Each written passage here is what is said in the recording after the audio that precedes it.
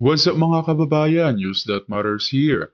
Dito sa video natin ngayon ay ating panonoorin o pakikinggan si General Macanas. Kahapon ay nagbigay interview si General Bronner sa harap ng media at kanyang sinabi na magdedemand ang mga ito sa nangyaring gulo sa West Philippine Sea na kung saan kitang-kita sa isang video kung paano kuhanin ang mga armas ng ating Philippine Coast Guard at kung paano saktan at harasin ng mga Chinese Coast Guard ang mga PCG. Ngunit tila'y matigas ang China sa demand nitong si Bronner na magbayad ng 60 million pesos na halaga. Pero bago ang lahat mga kababayan, huwag niyo po sana kalimutang mag-like at subscribe para updated ka sa mga uploads ko araw-araw. At yun na nga mga kababayan, pati si General Macanas winika niya na masyado ng late itong pagdemand ni General Bronner na sana noong nangyari yon sana kinabukasan nagdemand na ito upang maipakita ang pangil o tapang ng mga Pilipino. Kung kaya naman hindi ko na patatagalin pa, heto na ang buong video. Magandang araw mga kaibigan.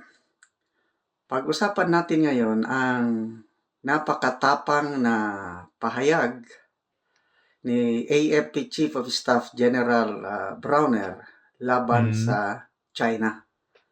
Okay, meron siyang demand.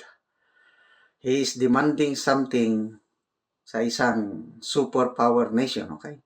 So, pakinggan natin itong balita ng UN TV and after that magbigay tayo ng ating mga reaksyon. So we are demanding that China pay 60 million pesos for the damage that they caused. Binababayaran ng Armed Forces of the Philippines sa China ang halaga ng damage sa mga gamit na sinira at kinuha ng Chinese Coast Guard noong June 17 nang harangin ang mga kawani ng Philippine Navy na magsasagawa ng rotational and resupply mission sa BRP Sierra Madre. 2 rigid-hulled inflatable boats at 2 rubber boats ang binutas at sinira ng mga Chinese gamit ang palakol, itak at iba pang matutulis na bagay. Winasak maging ang communication device, navigational device at maging ang motor ng RIV. Tinangay din ng mga ito ang ilang gamit kabilang na ang mga cellphone ng ilang sundalo, maging ang 7 baril na nasa case pa at ihahatid sa mga nakaposting sundalo sa BRP Sierra Madre kinuha rin. Kaya ang pamunuan ng AFP lumihab na sa tanggapan ng National Defense at Department of Foreign Affairs upang ipaabot sa China ang demand nito. Pero dun sa aking sulat, I demanded the return of 7 firearms. Yung pong mga baril na yon ay kinuha ng mga Chinese Coast Guard na nakabox kasi yung mga armas na yon. Kaya dinampot na lang nila yung mga 7 rifle. At sinira nila yung ating mga kagamitan. And when we estimated the cost of the damage, it's 60 million pesos. 60. Bukod sa pagsasauli ng 7 baril at danyos na 60 million pesos, pinapabayaran din ng AFP sa China ang gastusin sa pagpapagamot sa naputol na daliri ng isa sa mga Pilipinong sundalo na kasama sa RORE mission.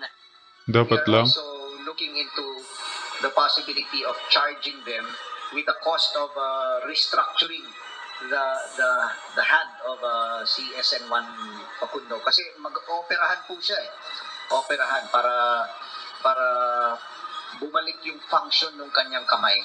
Meron po kasing mga technology ngayon, medical technology na bago, nang sa gayon ay magamit niya ulit yung kanyang kanang kamay. Samantala, muling iginiit ni AFP Chief of Staff General Romeo Bronner Jr.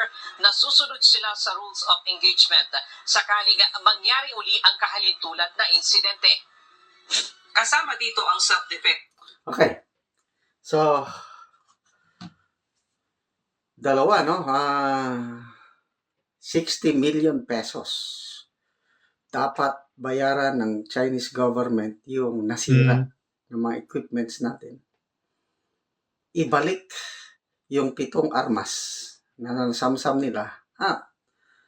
Bayaran yung gastos sa pag-ayos sa naputol na daliri ng ating sundalo. So, kayo muna, mag-comment kayo. What can you say about this demand? Okay ba sa inyo? Bibigay ba ang China? Susunod ba sila sa demand ng ating Armed Forces of the Philippines? Okay, ako maganda yung ganyan. Yung pinapakita na yung hindi tayo nagpapaapi. Kaya lang, ang ano ko is timing. June 17 nangyari. Maganda sana kung right after that incident, yung Correct. ganyan ng may mga Doon kailangan mag-demand. natin yan, yung mga salitang ganyan para hindi naman Oo. lumalabas na parang takot na tayo. So to me, the timing is a little bit off. Late Mas na. maganda sana yung noon pa. At saka magbigay pahayag na rin ang China na sinabi niyang face the consequences, no? Na sila nagmamatigas na hindi babayaran ng 60 million pesos dahil sa pangyayari. Yan ang wika ng China. Say, June 17. After 1 week, yun na. May mga ganyan na statements. Para mabuhayan ng loob ang ating mga kapwa Pilipino, lalo na yung mga sundalo, na lumalabas na parang kawawa na lang, kinawawa tayo ng mga inchik. So masyadong delayed yung ganyang mga statements. Agree. Sana mas maaga pa. Okay, so ang next question is, tatalima ba ang China? Okay? Yun ang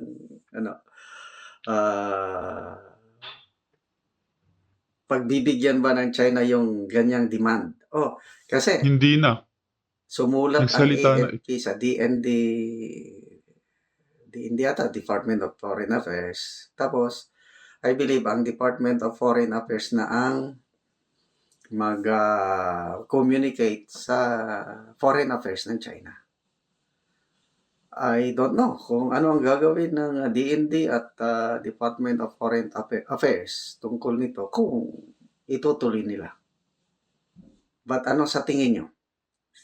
Bibigay ba ang China? Magbabayad ba ng 60 million? Magbabayad ba sa danyos sa naputol na kamay, daliri ng ating sundalo? That's a $1 million question. Kung pagbibigyan ng China yung ganong klaseng demand. Okay? Although, maganda naman pakinggan. Next question is, yung mga ganyang demand ngayon, makakatulong ba sa pagkalma ng tension? Kasi meron pong magandang development na nangyari sa diplomatic level kasi sinimulan na ang pag-uusap ng ating Department of Foreign Affairs at saka Foreign Affairs ng China. Nag-usap na yung tinatawag na BCM. Bilateral Consultation Mechanism, ganun ba? Nag-usap. At although wala pang klaro sa pag-usap, ang pag-uusap pa lang is both nations, kanya-kanya mariin na amin yan, ganyan pa rin. Kaya lang, at least nag-usap na. Mahirap kasi yung hindi nag-uusap Although matigas pa rin ang posisyon ng Pilipinas at China yung claim, amin yan. At least may kasundo na itutuloy nila yung pag-uusap. Ang next na consultation mechanism meeting doon na sa China. I don't know when. So magandang development po yun, yung nag-uusap. So, itong mga ganitong demand, bayaran nyo yung nasira. Kakatulong kaya sa easing of tension? I don't know. Sana. Sana magmilagro, no? Let's keep on praying.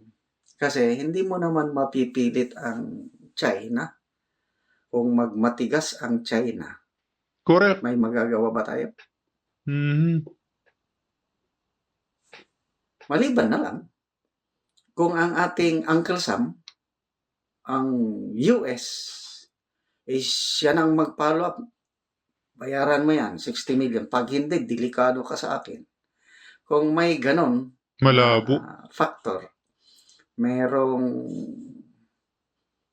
Malabo yun mga kababayan kasi nung nalaman ng taga-US na parang makikialam na nga no ang bansang Russia na kalaban nila, parang natakot nang magkita ang presidente ng China at ng Russia. forma sa China, baka sakali. Kailan kung tayo-tayo lang? I don't know. Malabo pa. Ngit-ngit pa sa Alkitran siguro. Mm. Yung armas. Maybe yung nakikita ko yung armas. Pwedeng ibalik yun ng China. Anong gagawin nila sa armas? Ano yun? US made yun? Pwede. Out of, para pakitang gilas ang China. O sige, balik niya yung armas. Kailang yung magbabayad ng 60 million. Baka ang labas ng China yon is parang nabahag na sila ng buntot. Parang natakot na sa demand ng AFP. Kaya hindi magbabayad. Ganun yun. Correct. Kasi ang labanan dito is ano na eh.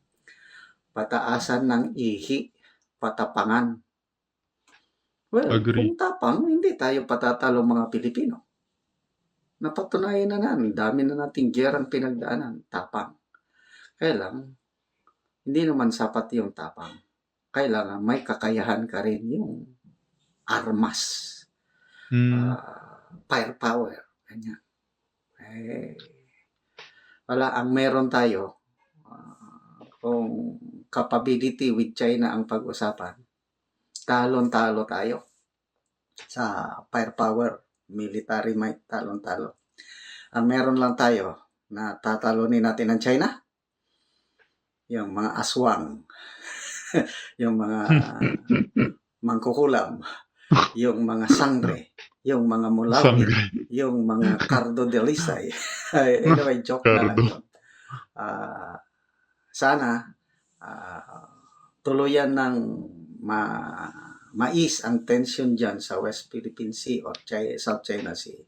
Sana Correct. mabungahon ang nasimulang pag-uusap ng diplomatic officials ng dalawang bansang ito.